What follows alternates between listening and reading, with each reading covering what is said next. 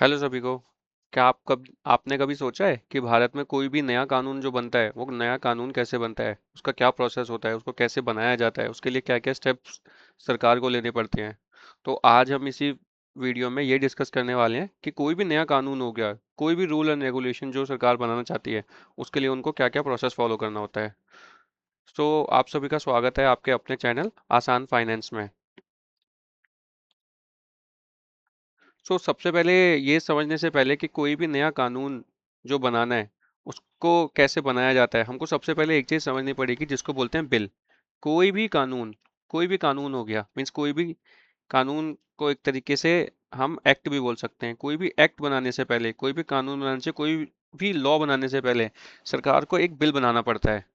तो वो बिल क्या होता है? बिल क्या होता है, गवर्नमेंट के पास ना बहुत सारे, कोई भी जिस भी टॉपिक के ऊपर उनको कोई भी नियम कानून बनाने हैं, कोई भी एक्ट बनाना है, तो उस इंडस्ट्री के, उस टॉपिक को लेके उनके पास बहुत सारे एक्सपर्ट्स अवेलेबल होते हैं। तो उन एक्सपर्ट्स को वो बैठा के एक कमेटी बना के एक बिल बनवाती है। बिल को एक तरीके से आप ये मान के चलिए एक ड्राफ्ट हो गया।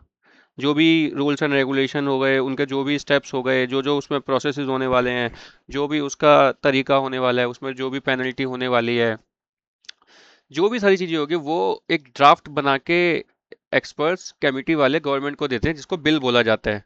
और उस बिल को एक प्रोसेस को कंप्लीट करने के बाद में एक्ट बनाया जाता है। तो आज हम यही डिस्कस करने वाले हैं कि एक बिल से एक्ट का जो प्रोसेस होता है वो कैसे कंप्लीट करती है सरकार। ठीक है।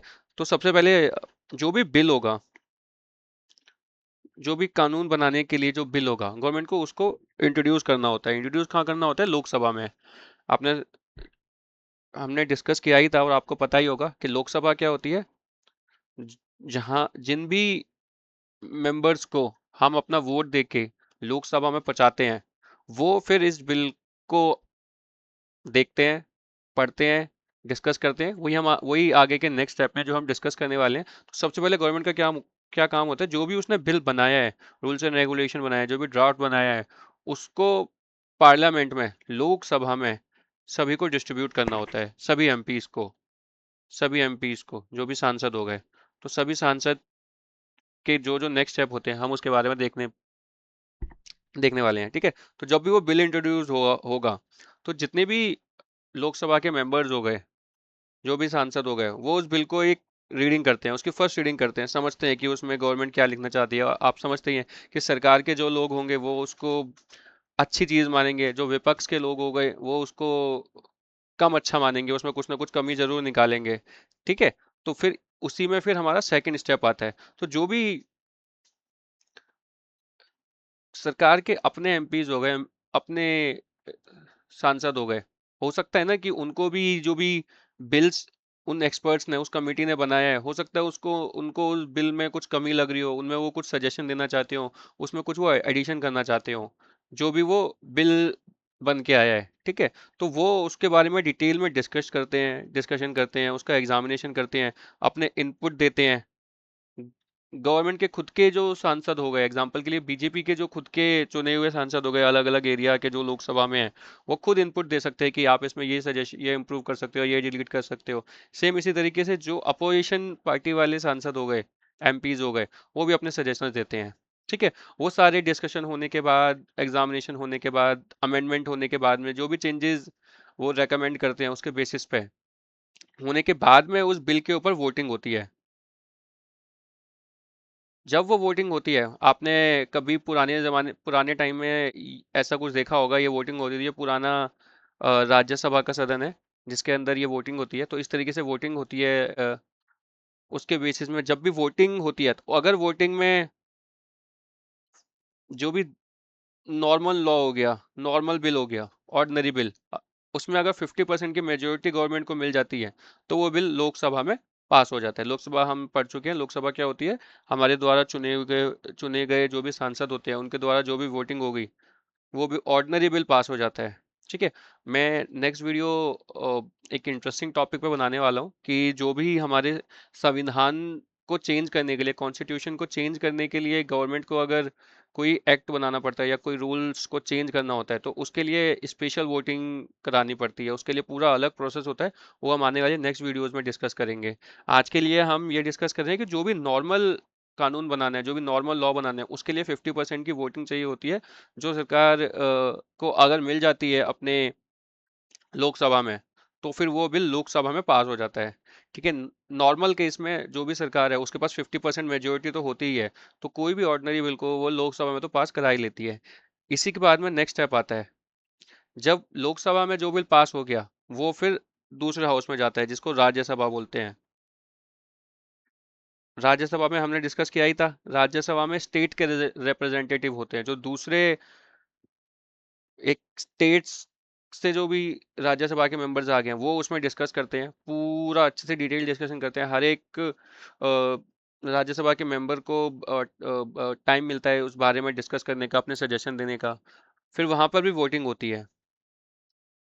राज्यसभा की वोटिंग में भी जो बिल है वो पास हो जाता है। उसके बाद फिर नेक्स्ट स्टेप होता है। हम नेक्स्ट वीडियो में ये भी डिस्कस करेंगे कि क्या कभी ऐसा हो सकता है कि लोकसभा में तो कोई बिल पास हो गया, लेकिन राज्यसभा में पास नहीं हो पाया। क्या आप सोच सकते हैं कि ऐसा हो सकता है? हाँ, बिल्कुल ऐसा हो सकता है। हम आने वाली नेक्स्ट वीडियो में इसके बारे में भी डिस्कस करेंगे। अगर कोई बिल लोकसभा में तो पास हो गया, लेकिन राज्यसभा में पास नहीं हो पाया, उसको जितनी भी वोटिंग चाहिए थी 50% वो नहीं मिल पाई, तो उस केस में क्या होता है? और ऐसा कभी हुआ है या नहीं हुआ है?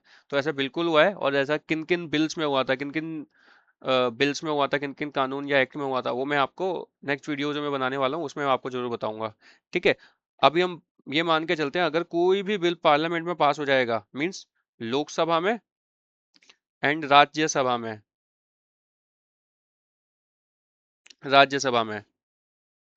तो उसके बाद क्या नेक्स्ट स्टेप होता है?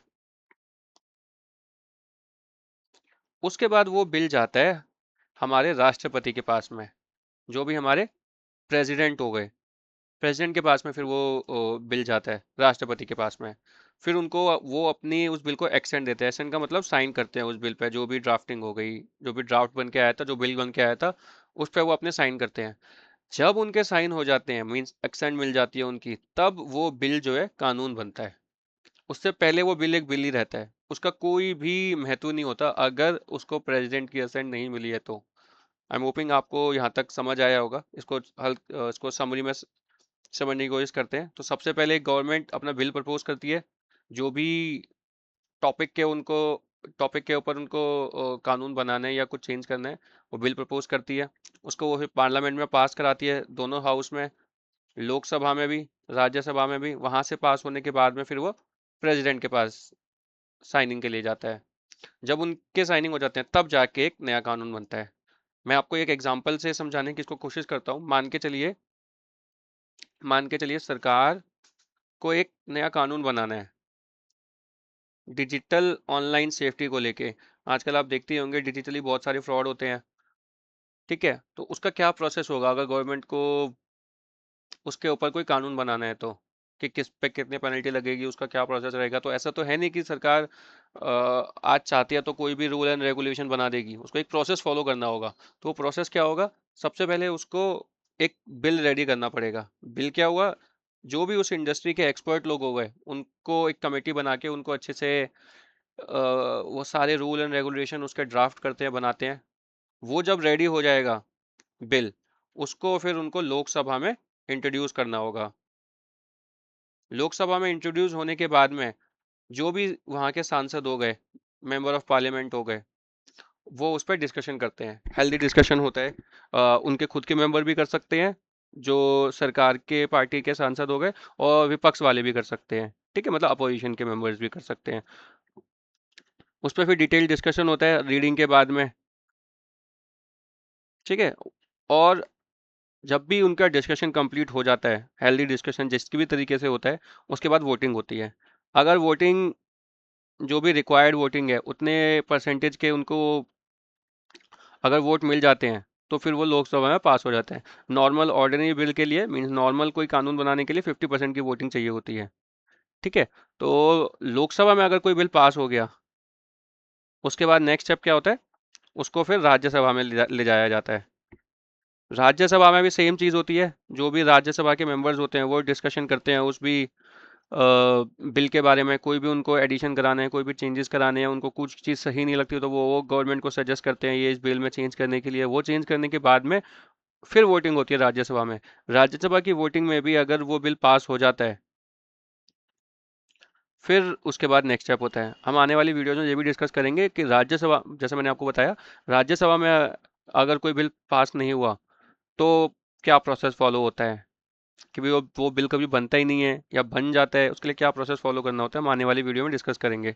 ठीक है। जब बिल दोनों हाउसेस से पास हो जाता है, फिर उसको प्रेसिडेंट के पास लाया जाता है साइनिंग के लिए। ठीक है। और जब प्रेसिडेंट की असेंट मिल जाती है, साइन हो जाते हैं, तब जाके कोई बिल जो है कोई बिल जो है एक्ट बनता है, मीन्स कानून बनता है। ये एक प्रोसेस पूरा फॉलो करना होता है सरकार को। तो आई एम होपिंग आपको अभी तक समझ आया होगा कि आज हमने क्या क्या डिस्कस किया। तो आज के लिए इस वीडियो को इतना ही रखते हैं। आई एम होपिंग आपको समझ आया होगा किस तरीके से सरकार को एक नया कानून बनाने के लिए जो जो प्रोसेस फॉलो करना होता है। आप सभी का इस वीडियो को एंड तक देखने के लिए थैंक यू। मिलते हैं नेक्स्ट वीडियो में। Thank you, bye.